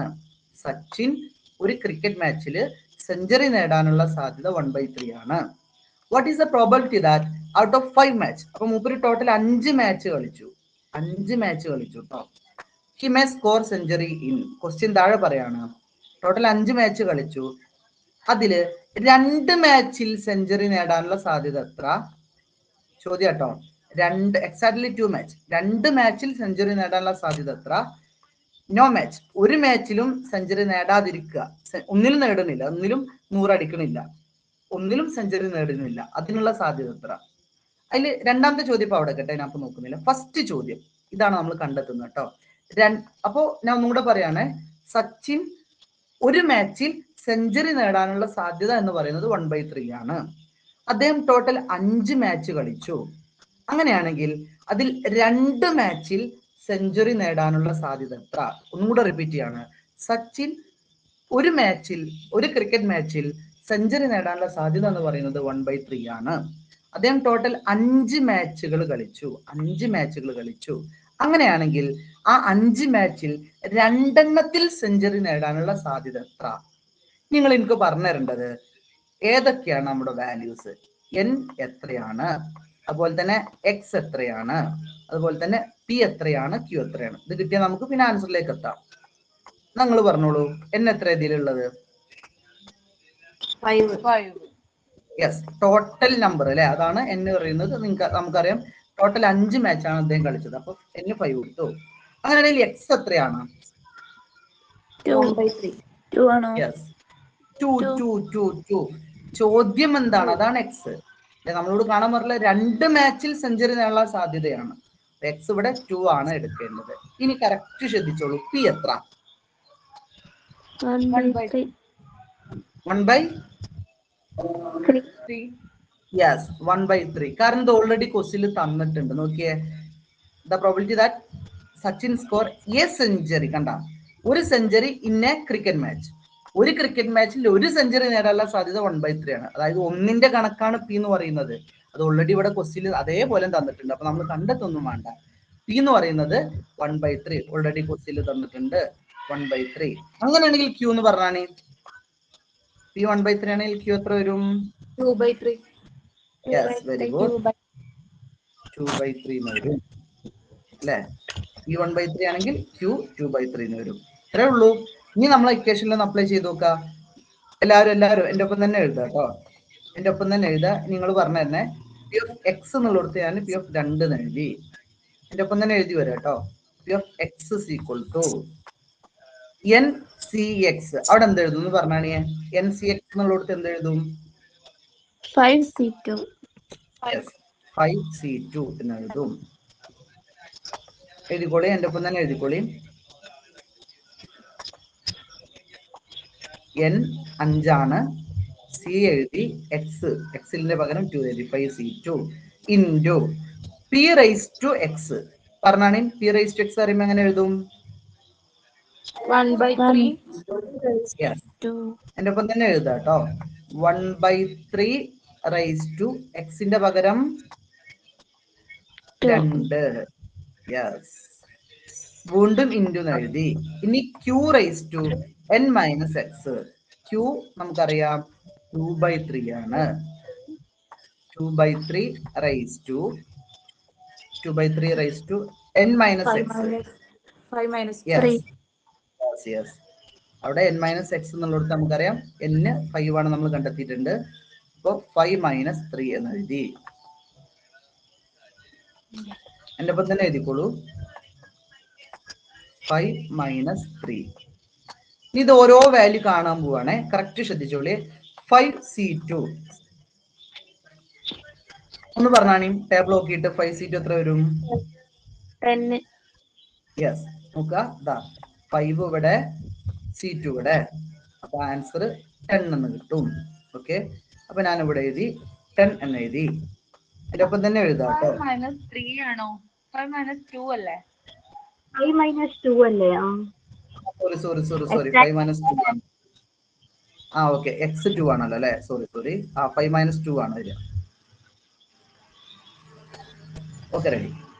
അപ്പൊ ഇവിടെ 5C2 10 എന്ന് കിട്ടി ഇൻറ്റു 1/3 റേസ് ടു 2. ഞാൻ എപ്പോഴും കുട്ടികളോട് പറയാനുള്ളത്, ഇങ്ങനെ വരുമ്പോ നിങ്ങൾ എന്ത് ചെയ്യാറിയോ, താഴെ എടുത്ത് എഴുതുക, എന്നിട്ട് നിങ്ങൾ കാൽക്കുലേറ്റ് ചെയ്യുക. ഇത് ബൈ ഹാർട്ട് ചെയ്താൽ ചിലപ്പോൾ തെറ്റാൻ സാധ്യത ഉണ്ട്. അപ്പൊ എന്ത് ചെയ്യാറിയോ, നമ്മൾ താഴേക്ക് എടുത്തത് ഇപ്പൊ 1/2 റേസ് ടു 2 അല്ലേ. Sorry, 1/3 raise to 2. അപ്പൊ എന്താണ് അതിന്റെ അർത്ഥം? 1/3 ഇൻറ്റു 1/3. നമ്മൾ മനക്കണക്ക് കൂട്ടാതിരിക്കുകയാണ് ഏറ്റവും നല്ലത്, പ്രത്യേകിച്ച് ഭിന്നസംഖ്യകളൊക്കെ വരുമ്പോൾ തെറ്റാൻ സാധ്യത ഉണ്ട്. 1/3 ഇൻറ്റു 1/3 ഈക്വൽ ടു, ഒന്ന് ആൻസർ പറഞ്ഞാണേ, മുകളിൽ നേരെ ഗുണിക്കുക. 1/9. 1/9. ഭിന്നസംഖ്യകൾ ഗുണിക്കാൻ അറിയാത്തവർ ശ്രദ്ധിക്കുക, ഉണ്ടാവും. 1 ഇൻറ്റു 1 ആൻസർ 1.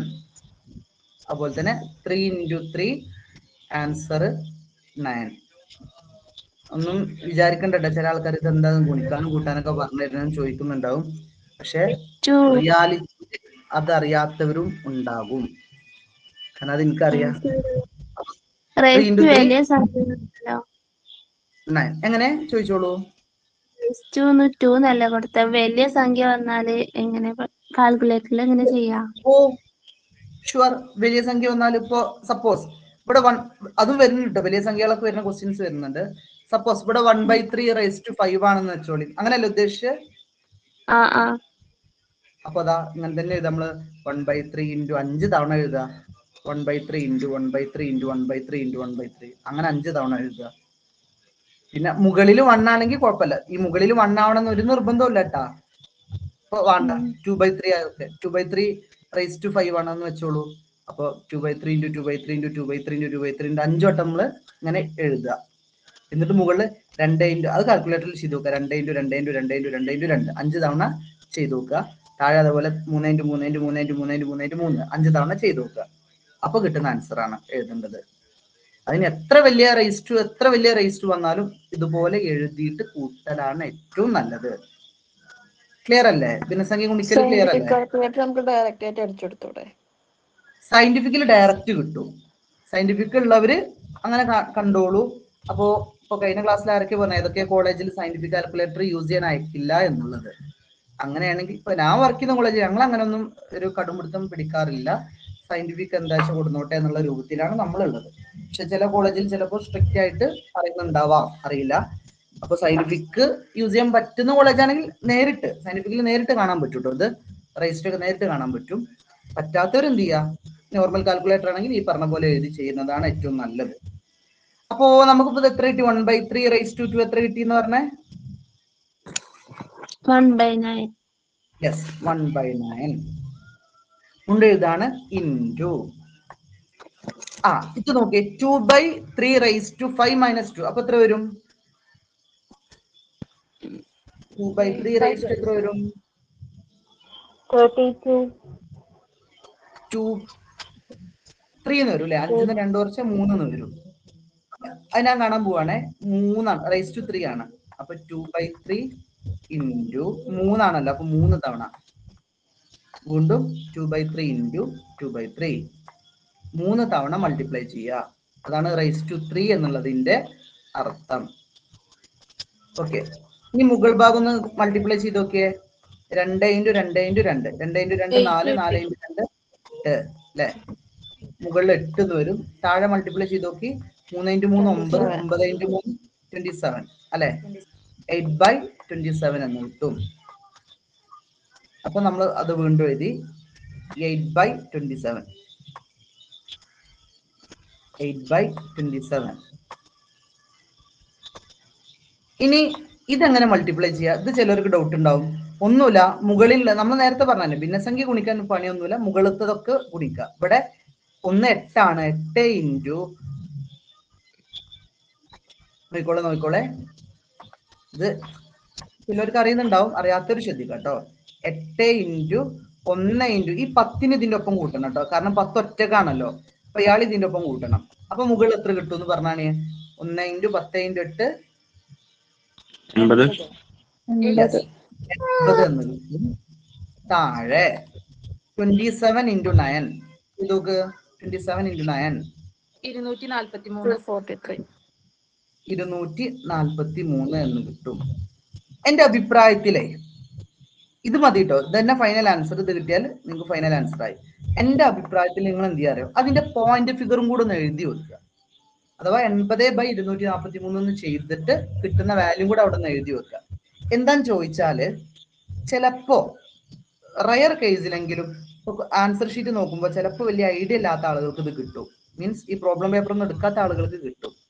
അവരുടെ അടുത്ത് എന്തായിക്കാരം എന്ന് അറിയാൻ, അപ്പൊ നേരത്തെ പറഞ്ഞാൽ ഈ ചെറുതാക്കിയിട്ടുള്ള വാല്യൂ കാരം ആൻസർ കീൽ ഉണ്ടാവുക. മീൻസ് ഇത് ഷോർട്ട് ആക്കിയിട്ടുള്ള വാല്യൂ കാരം ആൻസർ കീൽ ഉണ്ടാവുക. അവരത് നോക്കിയിട്ട് എന്ത് ചെയ്യും, അത് തെറ്റാണ് പറഞ്ഞിട്ട് തെറ്റിട്ട് പോവാൻ സാധ്യത എപ്പോഴെങ്കിലും ചെറിയൊരു ചാൻസ് ഉണ്ട്. മിക്കവാറും ഉണ്ടാവില്ല, എങ്കിലും ചെറിയൊരു സാധ്യത ഉണ്ട്. ഞാൻ അങ്ങനെ കണ്ടിട്ടുണ്ട്. അപ്പോ അതുകൊണ്ട് എന്ത് ചെയ്യാറോ, 80/243 ചെയ്തിട്ട് എത്ര കിട്ടും? പോയിന്റ് ഫിഗർ കിട്ടും. 0.3292. യെസ്, 0.3292. അതും കൂടെ എഴുതി വെക്കുന്നത് നല്ലതാണ്. നിർബന്ധമൊന്നുമില്ല, പക്ഷെ എഴുതി വെക്കുന്നത് നല്ലതാണ്. നിങ്ങൾ 243 എന്ന് എഴുതിയാൽ തന്നെ കറക്റ്റ് ആൻസർ ആണ്, കറക്റ്റ് ഉത്തരം കിട്ടും, ഫുൾ മാർക്കും കിട്ടും. പക്ഷെ എന്തെങ്കിലും അങ്ങനെ റയർ കേസിൽ വലിയ ഐഡിയ ഇല്ലാത്ത ആരെങ്കിലും നോക്കുകയാണെങ്കിൽ ഇങ്ങനെ ഒരു സാധ്യത ഉണ്ട്. കാരണം എൻ്റെ മുമ്പിൽ അങ്ങനെ ഒരു എക്സ്പീരിയൻസ് ഉണ്ട്, അതുകൊണ്ടാണ് ഞാൻ പറയുന്നത്. അങ്ങനെ ഒരു സാറ് കൊടുത്തില്ല, ആ ടേബിൾ ഞാൻ ഉണ്ടായിരുന്നു, അപ്പൊ ഞാൻ മൂപ്പരോട് പറഞ്ഞു കൊടുത്തിട്ടുണ്ടായിരുന്നു. അങ്ങനെ എന്തെങ്കിലും ചാൻസ് ഉണ്ടെങ്കിൽ നമുക്ക് മാർക്ക് മിസ്സാവണ്ടെന്ന് വിചാരിച്ചിട്ടാണ് ഈ പോയിന്റ് ഫിഗർ കൂടെ എഴുതി വെച്ചാൽ നല്ലതാണ്. അങ്ങനെ വേറെ ടീച്ചേഴ്സ് ഒക്കെ വന്ന് വാല്യുവേഷൻ ചെയ്യോ? എങ്ങനെ ഇങ്ങനെ ഈ ക്യൂട്ടി എടുക്കാത്ത ടീച്ചേഴ്സ് ഒക്കെ ഇത് വന്ന് വാല്യുവേഷൻ ചെയ്യോ പേപ്പർ? തീർച്ചയായിട്ടും തീർച്ചയായിട്ടും അത് അങ്ങനെ ഒരു വിഷയമുണ്ട്.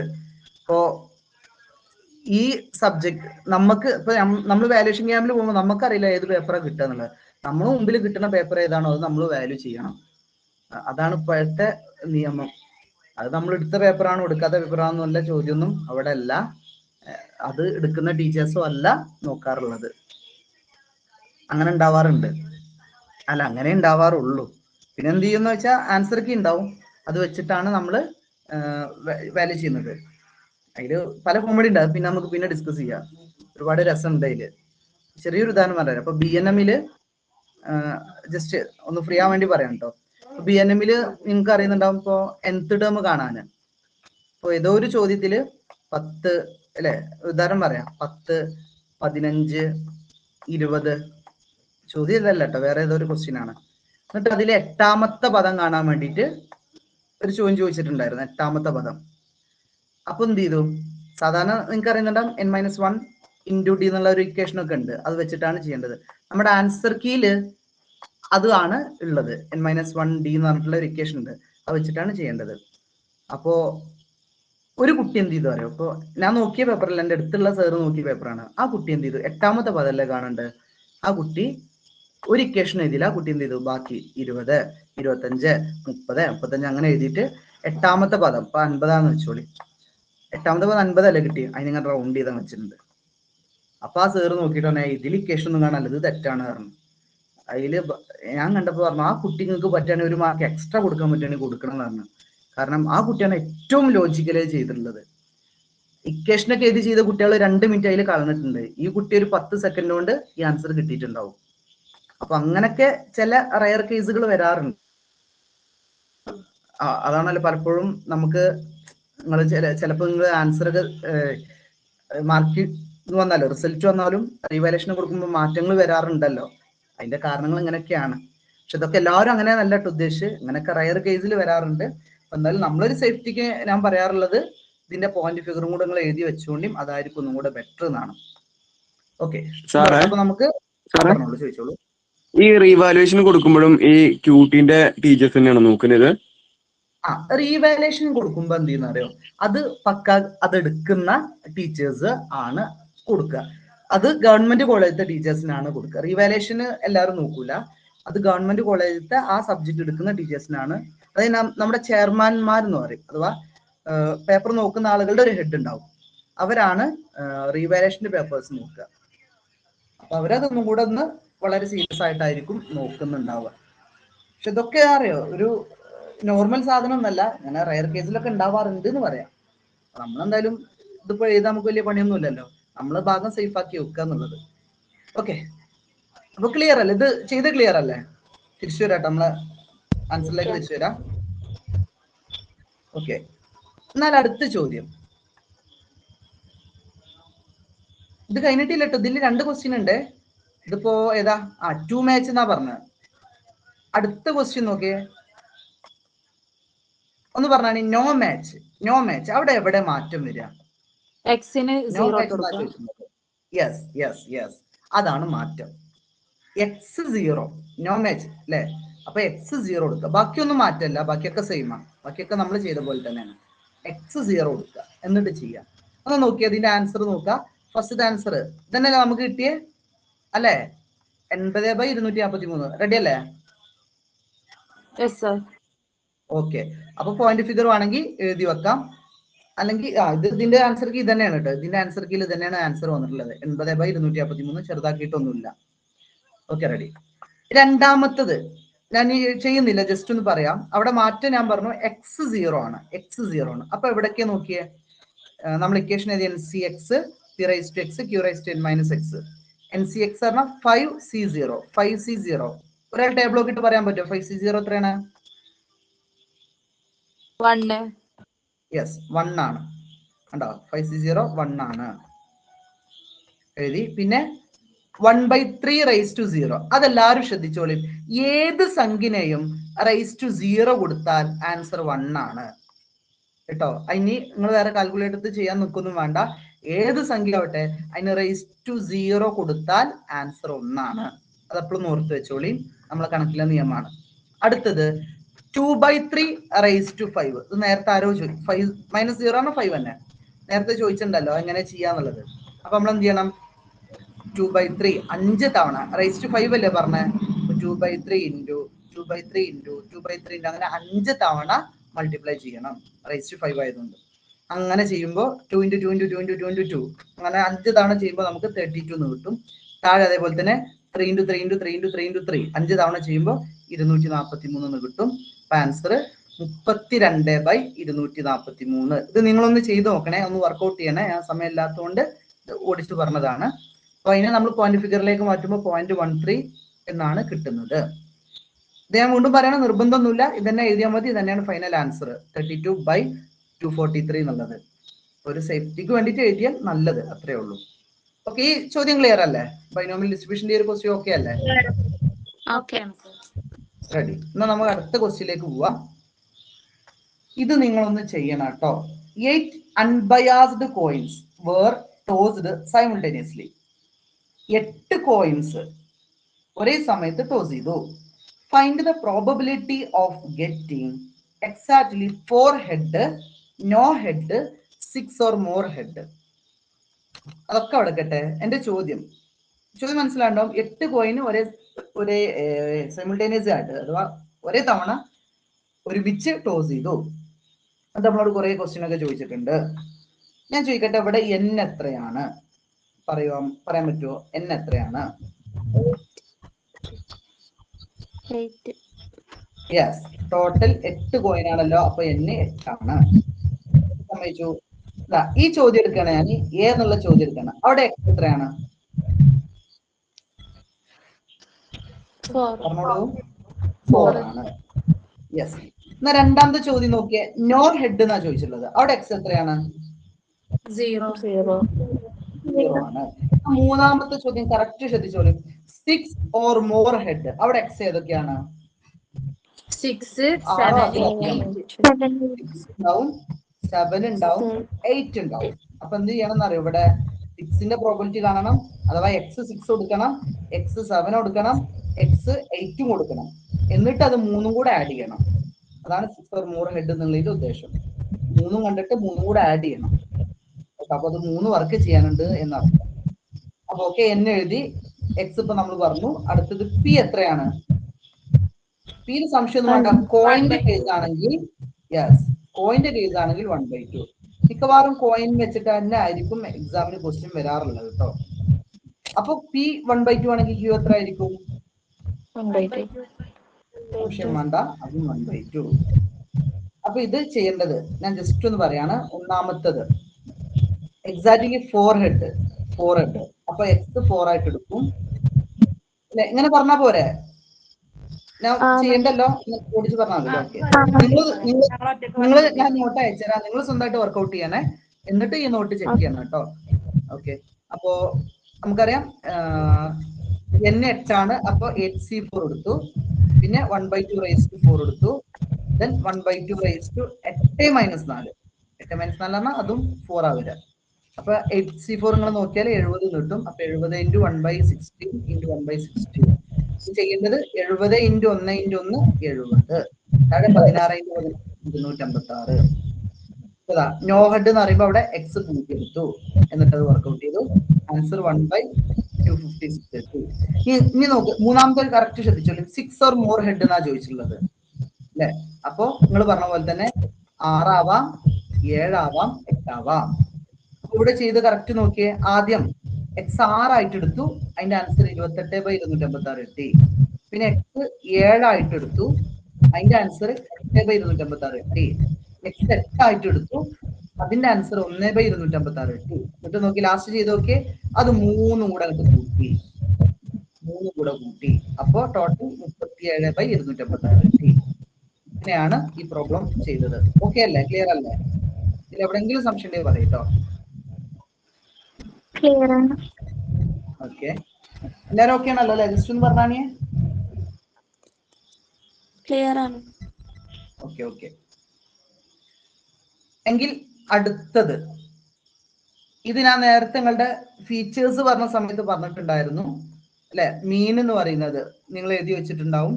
ബൈനോമിയൽ ഡിസ്ട്രിബ്യൂഷന്റെ മീൻ എന്ന് പറയുന്നത് NP ആണ്.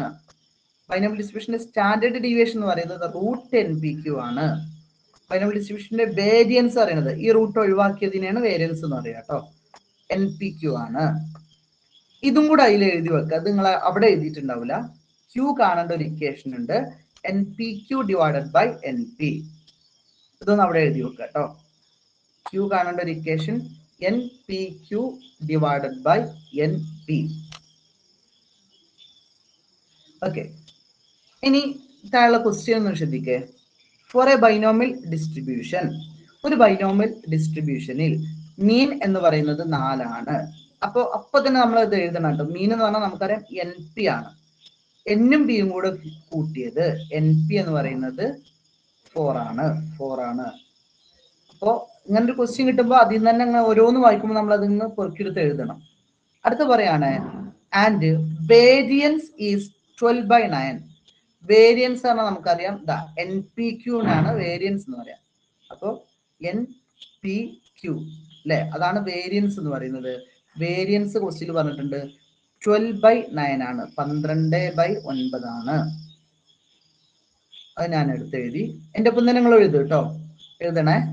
അപ്പോ NPQ 12/9 എന്ന് എഴുതി. പിന്നെന്താ ചോദ്യമുള്ള? Write down all the terms of the distribution.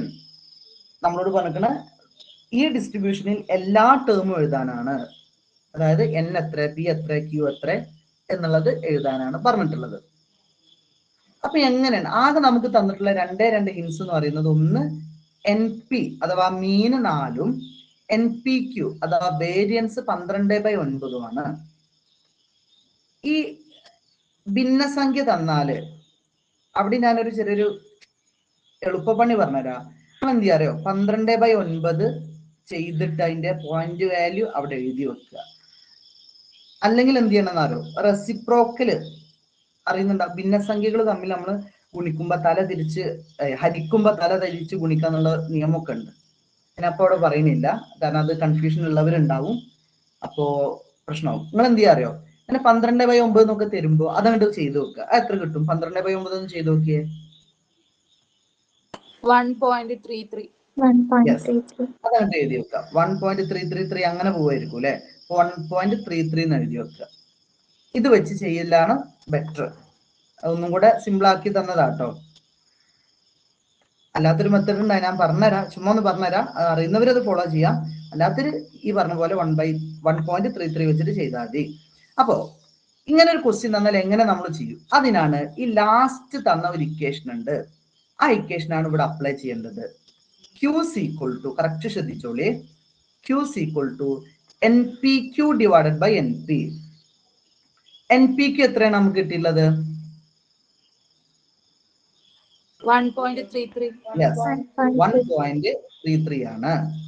അപ്പൊ NPQ നമ്മൾ എഴുതി ഡിവൈഡഡ് ബൈ NP. NP എത്ര നമുക്ക് കിട്ടിയിട്ടുള്ളത്? 4 ആണ്. അപ്പൊ 1.333 ഡിവൈഡഡ് ബൈ 4 എന്ന് ചെയ്തു. ഒന്ന് ചെയ്ത് നോക്കി, എത്ര കിട്ടും? 0.33. 0.33 എന്ന് കിട്ടും. Q 0.33 ആണ്. അപ്പൊ അതിമൊന്ന് P കിട്ടൂല നമുക്ക്. അപ്പൊ P എത്ര കിട്ടും? യെസ്, എങ്ങനെയാണ് കിട്ടുക? 1-ൽ നിന്ന് 0.33 കുറച്ചാൽ മതി. അപ്പൊ എത്രയെന്ന് പറഞ്ഞാൽ പോയിന്റ് എത്ര? 67 അല്ലേ? 6 അല്ലേ? 67. നേരെ തിരിച്ചാ. ഓക്കെ. നിങ്ങൾ എന്ത് ചെയ്യാ, 1-ന്ന് 0.33 ലെസ് ചെയ്താൽ മതി. 0.67 ആ. Okay, ready. അപ്പൊ 0.67 7 നമ്മൾ എഴുതി, 0.67 എഴുതി. അപ്പൊ പിയും കിട്ടി ക്യൂവും കിട്ടി. ഇനി നമുക്ക് വേണ്ടത് ഒരാളും കൂടെ ഉണ്ട്. ഇനി ആരെ കിട്ടണ്ടേ? യെസ്, എന്നാണ് കിട്ടേണ്ടത്. എല്ലാരും നോക്കിയേ, ഫസ്റ്റ് ഇക്വേഷൻ എൻ പി എന്ന് പറഞ്ഞാൽ 4 അത് ഞാൻ ഇവിടെ വീണ്ടും എഴുതാണ്. കറക്റ്റ് നോക്കാം, മുകളിലേക്ക് നോക്കാം. എൻ പി എന്ന് പറയുന്നത് 4. പി ഓൾറെഡി നമുക്ക് അറിയാലോ, പി ഇപ്പൊ നമുക്ക് കിട്ടിയിട്ടുണ്ട് 0.67 ആണ്. അപ്പൊ ഞാൻ വീണ്ടും എഴുതാണ് എൻ ഇൻറ്റു പി എന്നുള്ളതിന്റെ പകരം അതിന്റെ വാല്യൂ എഴുതി 0.67 ഈക്വൽ ടു 4 എന്ന് എഴുതി. n ഇൻറ്റു 0.67 ഈക്വൽ ടു 4 എന്ന് എഴുതി. നമുക്ക് n ആണ് കിട്ടേണ്ടത്. അപ്പൊ ഞാൻ n ഈക്വൽ ടു എഴുതാണ്. ഇപ്പൊ ഇൻറ്റു 0.67 ഇങ്ങോട്ട് വരുമ്പോ ഹരിക്കണം എന്നാവും. യെസ്, അപ്പൊ 4 ഹരിക്കണം 0.67 എന്ന് എഴുതും. അതൊന്ന് ചെയ്ത് നോക്കിയേ. 4/0.67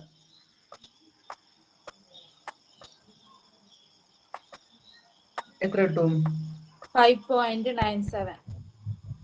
എല്ലാരും എന്ത് ചെയ്യണം എന്നറിയോ? n പറഞ്ഞ നമ്പർ ആണല്ലോ, നമ്പർ പോയിന്റ് ഫിഗർ വരൂല. 5.9 എന്ന് വന്നാൽ അതിനെ റൗണ്ട് ചെയ്തിട്ട് എഴുതണം. എത്ര എഴുതാം നമ്മള്? 6 ആണോ? യെസ്, 6 ആയിട്ട് റൗണ്ട് ചെയ്യും കേട്ടോ. n എപ്പോഴും എഴുതും നിങ്ങള് ഈ റൗണ്ട് ചെയ്തതിലും പ്രശ്നമൊന്നുമില്ല, പക്ഷെ റൗണ്ട് ചെയ്യലാണ് ഒന്നും കൂടെ വൃത്തി. കാരണം n പറഞ്ഞ നമ്പറാണ്, നമ്പർ എപ്പോഴും നോക്കിക്കോളി.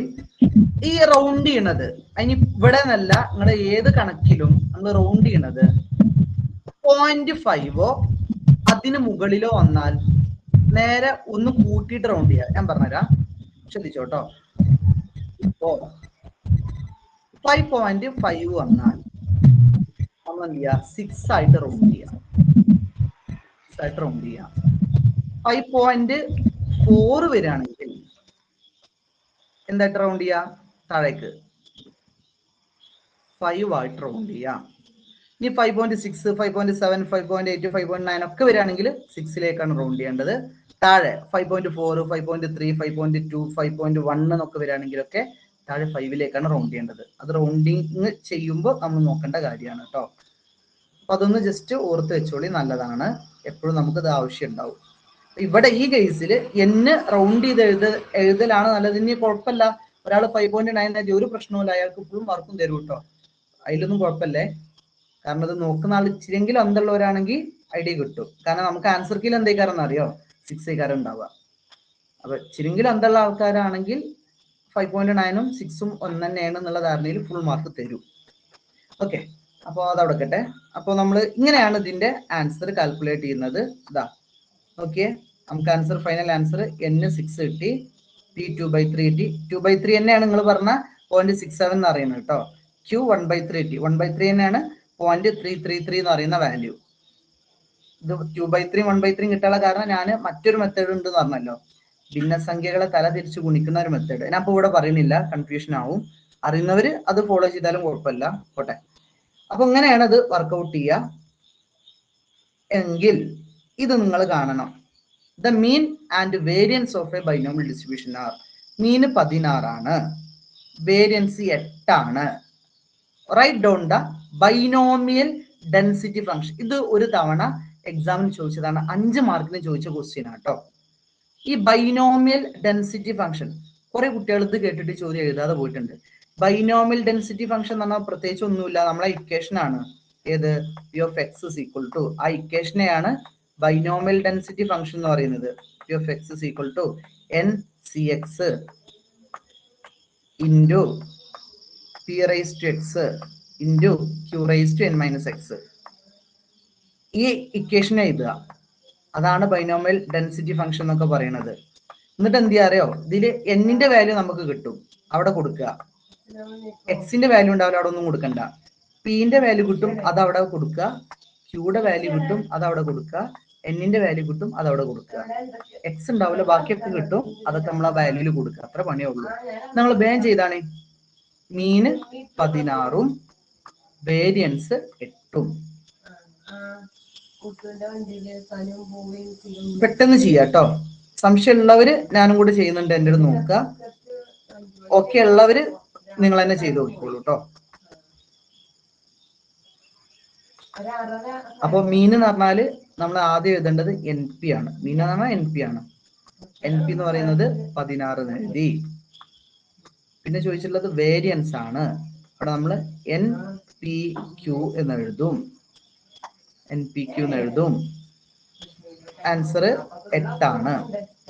ഇത് രണ്ടേ തന്നിട്ടുള്ളൂ. ബാക്കി കിട്ടാൻ വേണ്ടി നമ്മളുടെ ഒരു ഇക്വേഷൻ ഉണ്ട്. തൊട്ട് മുകളിൽ നമ്മൾ ചെയ്തത് ക്യൂ കാണേണ്ട equation NPQ divided by NP. Q കാണേണ്ട ഒരു ഇക്വേഷൻ ഉണ്ട്, നമ്മൾ ഓൾറെഡി പഠിച്ചിട്ടുണ്ട്. Q is equal to NPQ divided by NP എന്നുള്ള ഒരു ഇക്വേഷൻ. അപ്പൊ NPQ നമുക്കറിയാം 8 ആണ്. അപ്പൊ 8 ഡിവൈഡഡ് ബൈ 16 എന്ന് വരും. 8 ഡിവൈഡ് ബൈ 16 എത്ര കിട്ടും ആൻസർ? 0.5 എന്ന് കിട്ടും. അപ്പൊ Q നമുക്ക് 0.5 എന്ന് കിട്ടി. അങ്ങനെയാണെങ്കിൽ P എത്ര? 0.5. Yes, same. 0.5 ഒന്നൊന്ന് 0.5 കുറച്ചാൽ അതും 0.5 എന്ന് കിട്ടും. അപ്പൊ പിയും 0.5 കിട്ടി, ക്യൂവും 0.5 കിട്ടി. ഇവരാ എന്ന് കിട്ടണം. അപ്പൊ എന്ത് ചെയ്തു? NP 16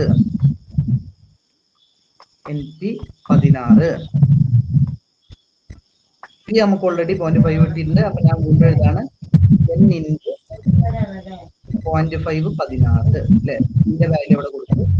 N into 0.5 16. അപ്പൊ N is equal to എങ്ങനെ വരും എന്ന് പറഞ്ഞാണ്? N is equal to 16 divided by 25. അപ്പൊ കിട്ടും 32 എന്ന് കിട്ടും അല്ലെ. അവിടെ 0.2 ഒന്നുമില്ല, അപ്പൊ റൗണ്ട് ചെയ്യാൻ നിൽക്കണ്ട. കറക്റ്റ് ആൻസർ ആണ്. ക്ലിയർ അല്ലത്? ഒന്നുകൂടെ പറയാം സാറേ. ഓക്കെ, ഒന്നുകൂടെ റിപ്പീറ്റ് ചെയ്യണേ. ശ്രദ്ധിച്ചോളി കേട്ടോ. സംശയം ഒന്നുകൂടെ നോക്കിയേ. നമ്മളോട് ക്വസ്റ്റ്യൻ ചോദിച്ചിട്ടുള്ളത് the mean and variance of a binomial distribution. ഒരു ബൈനോമിയൽ ഡിസ്ട്രിബ്യൂഷന്റെ മീൻ എന്ന് പറയുന്നത് NP എന്നാണ് നമ്മൾ പഠിച്ചിട്ടുള്ളത്. ആൻഡ് വേരിയൻസ് നമ്മൾ പഠിച്ചിട്ടുണ്ട്. പറഞ്ഞോളൂ, ചോദിച്ചോളൂ. വോയിസിന് എന്തോ ഡിസ്റ്റർബൻസ്, ആരും മ്യൂട്ട് ചെയ്തിട്ടില്ല തോന്നുന്നു. ഓക്കെ. ഓക്കെ,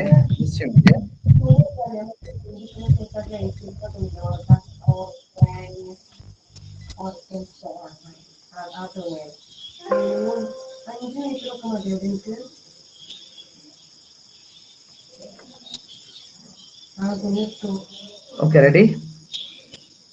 ക്ലിയർ അല്ലേ? വോയിസ് ക്ലിയർ അല്ലേ?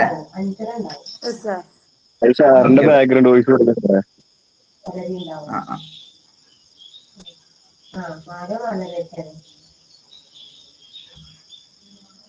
ഓക്കെ.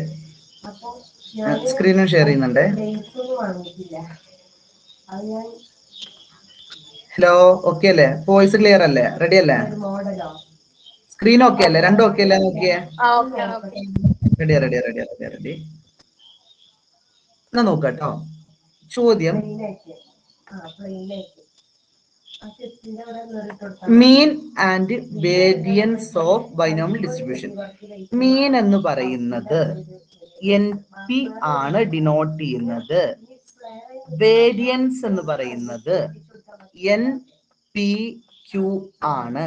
വേരിയൻസ് എന്ന് പറയുന്നത് NPQ ആണ്. അതാദ്യം മനസ്സിലാക്കണം കേട്ടോ.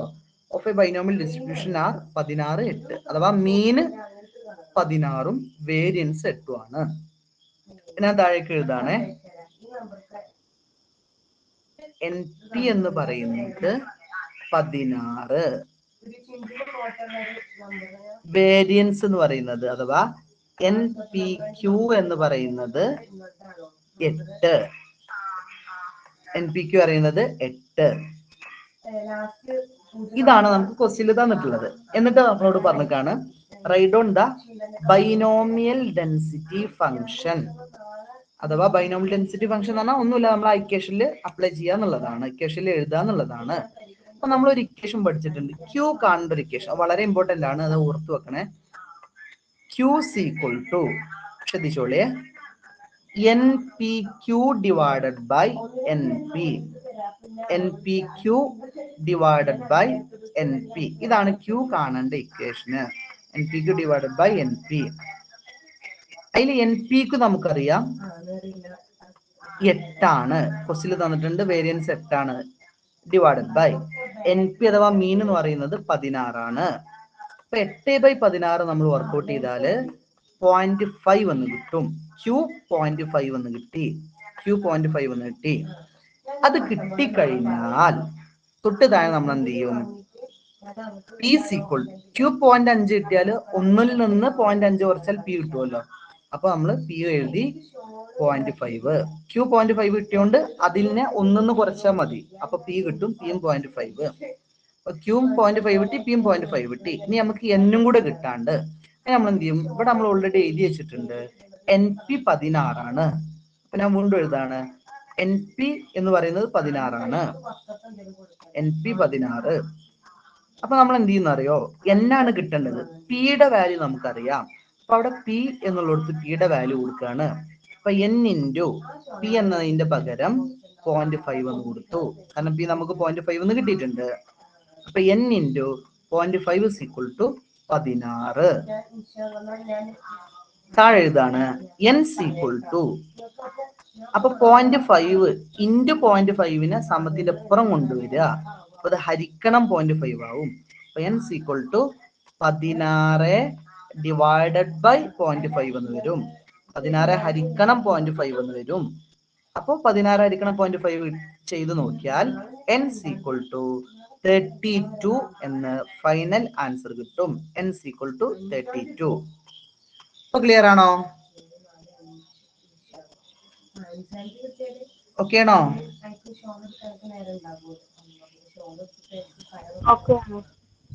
റെഡി? അപ്പൊ ഇങ്ങനെ സോറി ഇത് ഇപ്പൊ എന്ന് കിട്ടി, എന്ന് 32 കിട്ടി, 1/2 അല്ലെങ്കിൽ 0.5 പി കിട്ടി, 0.5 ക്യൂ കിട്ടി. ഇനി എന്ത് ചെയ്യണമെന്ന് അറിയോ, നമ്മൾ ആ ഡെൻസിറ്റി ഫംഗ്ഷൻ കൊടുക്കാറുള്ളതാ 32 CX 0.5 raise to x 0.5 raise to 32 minus x. ഒന്നുമില്ല, നമ്മൾ ഇക്വേഷൻ കൊടുക്കുക, എന്ന് 32 അല്ലേ കിട്ടിയേ, അപ്പൊ 32 CX, എക്സ് നമുക്കറിയില്ല, എക്സ് അതേപോലെ തന്നെ എഴുതിയാൽ മതി, ഇൻറ്റു 0.5 ആണല്ലോ നമുക്ക് പി കിട്ടിയത്, അപ്പൊ 0.5 റൈസ് ടു എക്സ്, എക്സ് നമുക്കറിയില്ല, എക്സ് അതേപോലെ എഴുതി 0.5 റൈസ് ടു എക്സ്. പിന്നെ വീണ്ടും ക്യൂ അറിയണതും 0.5 തന്നെയാണ്, അപ്പൊ 0.5 റൈസ് ടു എൻ നമുക്കറിയാം 32 മൈനസ് എക്സ്. ഇത്രയാണ് കേട്ടോ. ഒന്നുമില്ല, നമുക്ക് കിട്ടിയ വാല്യൂസ് എന്ത് ചെയ്യുക, ആ ഇക്വേഷനിൽ കൊടുക്കുക. അതാണ് ക്വസ്റ്റ്യൻ ചോദിച്ചിരിക്കുന്നത്, write down the binomial density function. ആ ഇക്വേഷനിൽ പോയിട്ട് എഴുതുക, അത്രേ ഉള്ളൂ. അപ്പൊ ഇങ്ങനെയാണ് ചോദ്യങ്ങൾ ചോദിക്കാറുള്ളത്, ഒന്ന് കറക്റ്റ് ശ്രദ്ധിക്കുക. ഇനി അതിൽ ഒരു ടോപ്പിക് കൂടെ ഉണ്ട്, അതും കൂടെ പറഞ്ഞോട്ടെ.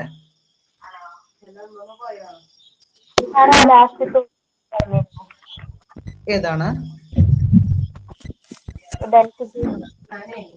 ഈ ചോദ്യ?